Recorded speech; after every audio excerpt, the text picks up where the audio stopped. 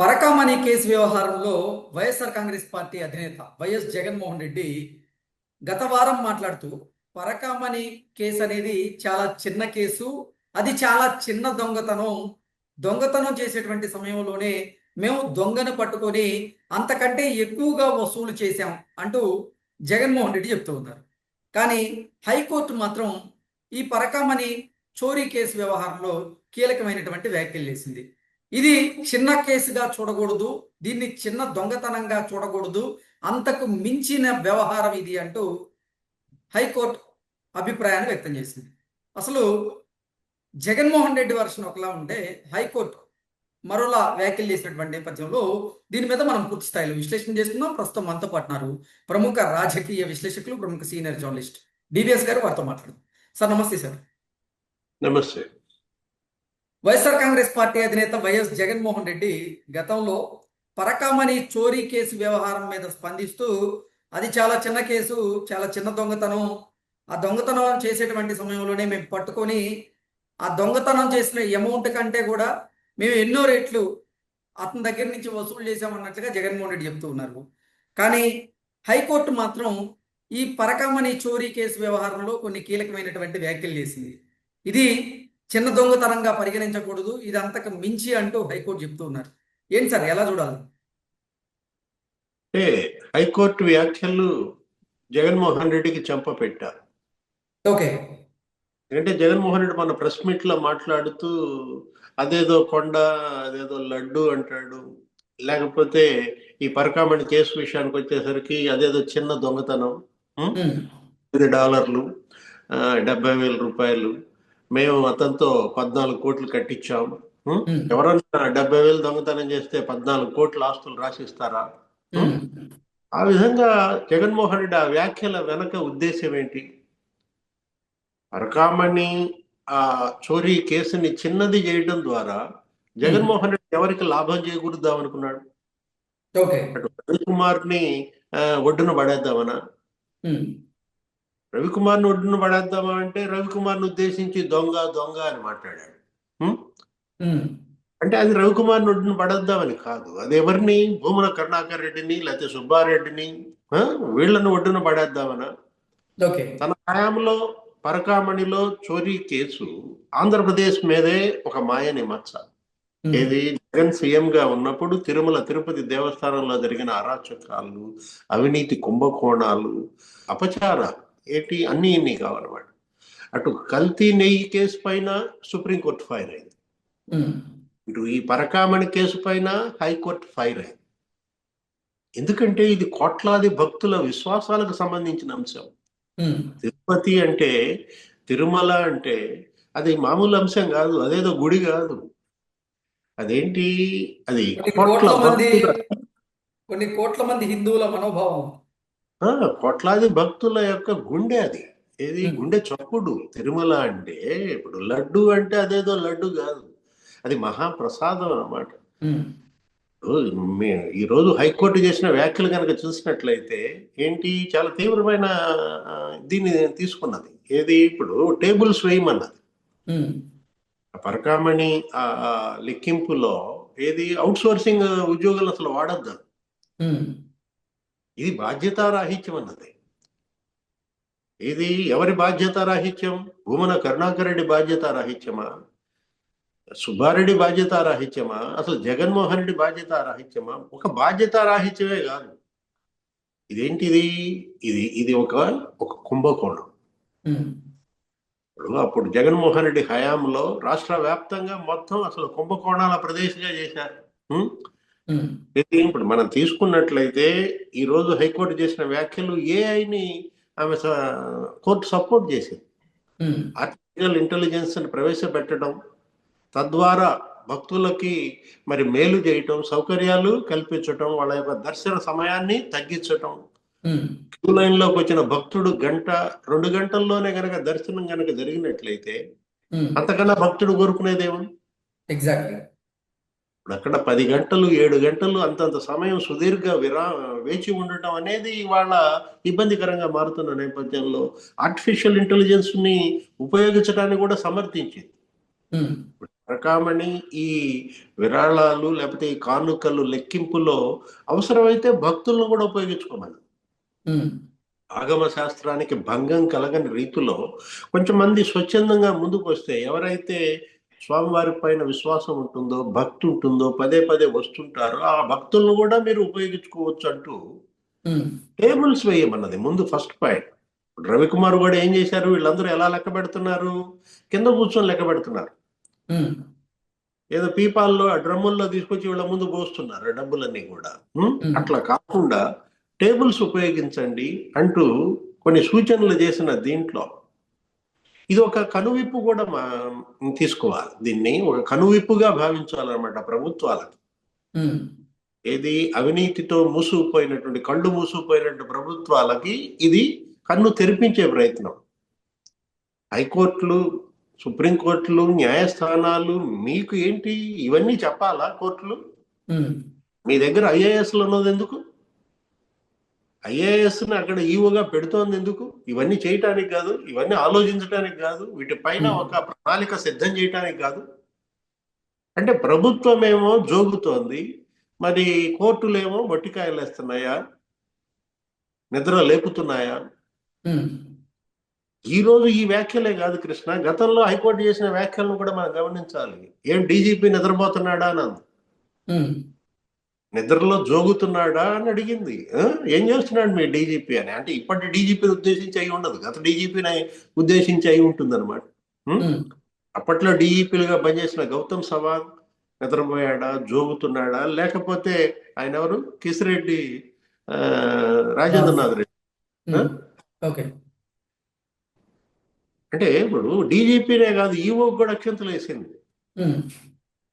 ఏంటి ఆ ఈవో కొంచెం ఆయన ఏదో వేరే పనుల్లో పడి నిర్లక్ష్యం చేశారో ఏమో, 20,000 ఫైన్ వేస్తానంది అవసరమైతే. అతను వెంటనే హాజరై మరి బతులాడుకున్నటువంటి పరిస్థితి అన్నమాట. అంటే కోర్టులు మిమ్మల్ని గమనిస్తున్నాయి, నఖశిఖ పర్యంతం చూస్తున్నాయి. ఆ మాత్రం ఇంగితం లేకపోతే ఎలా? ఈరోజు రవికుమార్ అసలు ఏ స్థాయిలో అతను ఆ పరకామణి దొంగతనం కేసులో నిందితుడు ఎలా సంపాదించాడు అంతంత ఆస్తులు? ఎవరైనా జమీందారుల? అరే 14 కోట్ల విలువైన ఆస్తులు కేవలం $9 దొంగతనానికి రాసిస్తారా? జగన్ చెప్పినట్టుగా అంటే వైఎస్ జగన్మోహన్ రెడ్డి రియాక్షన్ ఒకలా ఉంటే, ఈ పరకామణి చోరీ వ్యవహారంలో హైకోర్టు రియాక్షన్ మరోలా ఉంది. ఎలా చూడాలండి? హైకోర్టు ఎందుకు సీరియస్ గా తీసుకుంది? ఇది దొంగతనం కాదు, ఇది ఘోర నేరం, మహాపాపం అన్నమాట. భక్తుల మనోభావాలను దెబ్బతీయలే కదా. ఎందుకంటే అఖిలాండ కోటి బ్రహ్మాండ నాయకుడి మీద విశ్వాసంతో, నమ్మకంతో కొంతమంది భక్తులు కోరికలు కోరుకోవడం, ఆ కోరికలు నెరవేరిన తర్వాత ముడుపులు కట్టడం, స్వామివారిని దర్శించుకోవడం, ఆ తర్వాత మొక్కుబళ్ళు చెల్లించుకోవడం, ఇవంతా ఆనవాయితీగా వస్తుంది. అంటే భక్తుడు స్వామివారికి సమర్పించినటువంటి ముడుపులు కానీ, మొక్కుబళ్ళు కానీ స్వామివారికి చేరలేదు, మధ్యలో వేరొకరు అపహరించారు అని భక్తుడికి తెలియగానే అతను నిజంగా మనోవేదనకి లోనయ్యేటువంటి అవకాశం కూడా ఉంటుంది కదా. అంతే కదా.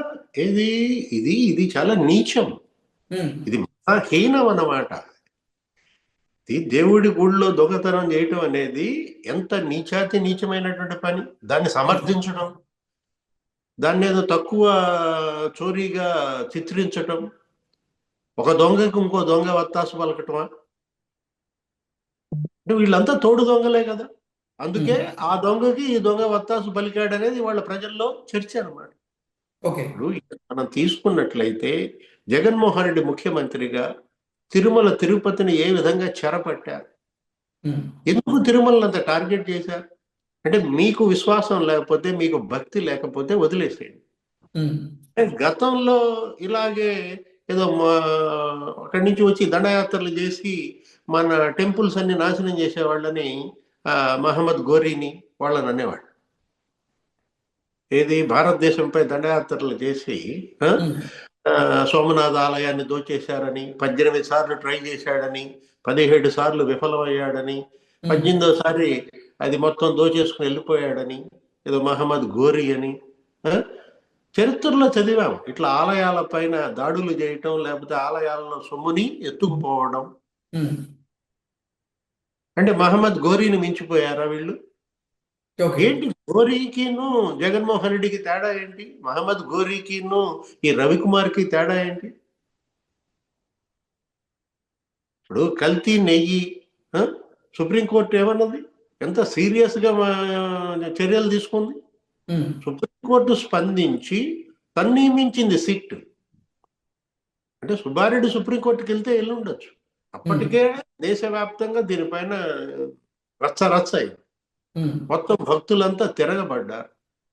ఆయన ఎవరో గోరఖ్పూర్, ఉత్తరాఖండ్, అక్కడ ఎంపీ తిట్టాడు బహిరంగంగా. ఏమని? జగన్మోహన్ రెడ్డి కోట్లాది హిందువులతో గొడ్డు మాంసం తినిపించాడు అన్నాడు. ఉమ్, అంటే అదేమంటే మొన్న కూడా జగన్మోహన్ రెడ్డి ప్రెస్ మీట్ పెట్టి ఏమంటాడు? ఆ లడ్డూలో కల్తీ జరిగిందా, ఉమ్, లడ్డూలో పందికొవ్వు కలిసిందా, ఏమని రిపోర్ట్ వచ్చింది అంటాడు. అంటే లడ్డూలో కల్తీని కూడా తేలిక చేయటం, ఉమ్, లడ్డూలో కల్తీని కూడా తక్కువ చేసి చూపటం. అలా తక్కువ చేసి చూపడం ద్వారా ఎవరికి మేలు చేద్దామని జగన్మోహన్ రెడ్డి? కల్తీ జరిగిందా లేదా? మైసూర్ ల్యాబ్ రిపోర్ట్స్ 4 శాంపిల్స్ 4 కల్తీ అని వస్తే ఉమ్, జిఎం సుబ్రహ్మణ్యం చెబితే సుబ్బారెడ్డి ఎందుకు వదిలేశాడు? ఈ రెండే నీకు ఉదాహరణ. ఏది? చిన్నప్పన్న ఎంత సంపాదించాడు? ఓకే. ఆయన బెయిల్ పిటిషన్ కూడా కొట్టేసినట్టుంది.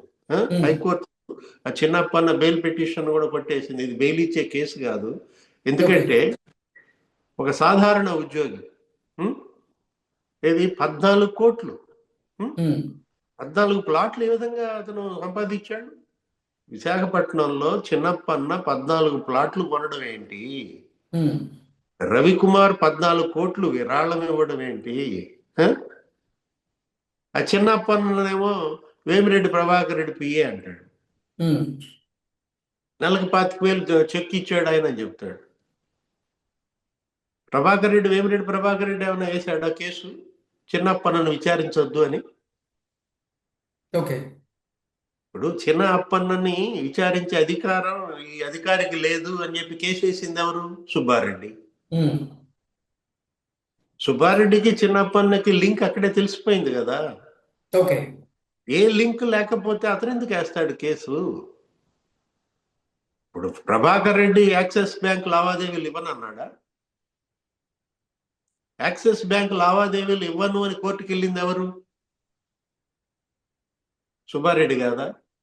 అంటే ఏ తప్పు చేయకపోతే సుబ్బారెడ్డి బ్యాంక్ లావాదేవీలు ఎందుకు ఇవ్వడు? ఓకే. అక్కడే తెలిసిపోవాలా. కల్తీ నెయ్యి కేసులో సుబ్బారెడ్డి పాత్ర ఎంత?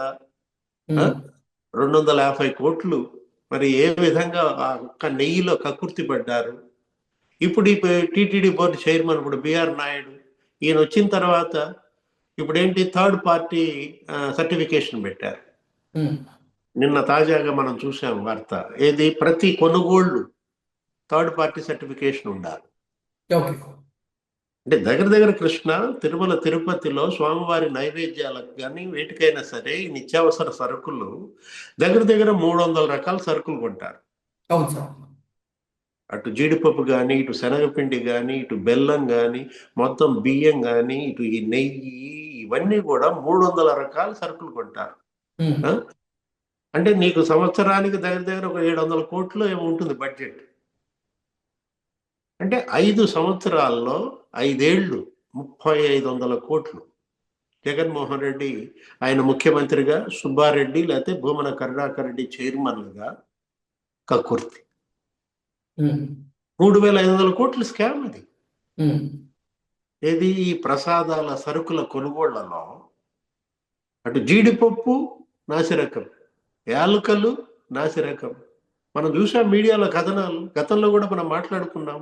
8 mm యాలకులు కొనాల్సింది 4 mm యాలకులు కొన్నారని. ఓకే. బస్తాల్లో పైన ఏదో ఒక లేయర్ మాత్రమే కొద్దిగా మంచి వేసేవాళ్ళని. శనగపిండి, ముక్కిపోయిన శనగపిండి వాడారని. బియ్యం, భక్తులే తిరగబడ్డారు కదా. అన్నప్రసాదాల దగ్గర దుర్వాసన వస్తోంది, సాంబారు వాసన వస్తుంది అని చెప్పి ఎంతమంది భక్తులు ఆ రోజు మరి ఇది ప్రసాదాన్ని పట్టుకుని ఏ విధంగా ఇంత గట్టిగా మేము ఎప్పుడు చూడలేదు లడ్డు. ఉం? లడ్డూలో మేకులు రావడం. అంటే జగన్మోహన్ రెడ్డి ముఖ్యమంత్రిగా టీటీడీలో జరిగిన అవకతవకల గురించి మాట్లాడుతున్నాను, అవినీతి కుంభకోణాల గురించి మాట్లాడుతున్నాను. ఇప్పటికైనా కోర్టులు కన్నెర్ర చేశాయి. దర్యాప్తు సంస్థలు దీన్ని ఒక లాజికల్ ఎండ్కి తీసుకెళ్లాలి. అటు సుప్రీంకోర్టు నియమించిన సిట్ ఏంటి, మీనమేషాల లెక్క ఇవ్వడం. కేవలం అధికారులను కాదు అరెస్ట్ చేయాల్సింది. నిన్న కూడా భూమన కరుణాకర్ రెడ్డి ఏమంటున్నాడు, ఇప్పటికైనా ఒక రాజకీయ అరెస్ట్ జరిగిందా అంటున్నాడు. ఇప్పటికైనా ఈ కేసులో ఒక రాజకీయ అరెస్ట్ జరిగిందా అంటే ఎవరిని అతను ఛాలెంజ్ చేస్తున్నాడు తెలుసుకోవాలి. దర్యాప్తు సంస్థలు ఇవాళ నిందితులు, ఒక జగన్మోహన్ రెడ్డి ఏమో ఇది చాలా చిన్న నేరం అంటాడు, చిన్న దొంగతనం అంటాడు. అంటే ఇవాళ సుప్రీంకోర్టు నియమించినటువంటి సిట్ కానీ, లేకపోతే ఇక్కడ ఈ పరకామణి కేసు విచారిస్తున్నటువంటి దర్యాప్తు అధికారులు కానీ సీరియస్ యాక్షన్స్ కనుక తీసుకోకపోతే గుణపాఠం రాదనమాట. వీళ్ళకి గుణపాఠం చెప్పాలంటే కోర్టులే గుణపాఠం చెప్పాలి. Okay sir, thank you so much. నమస్తే.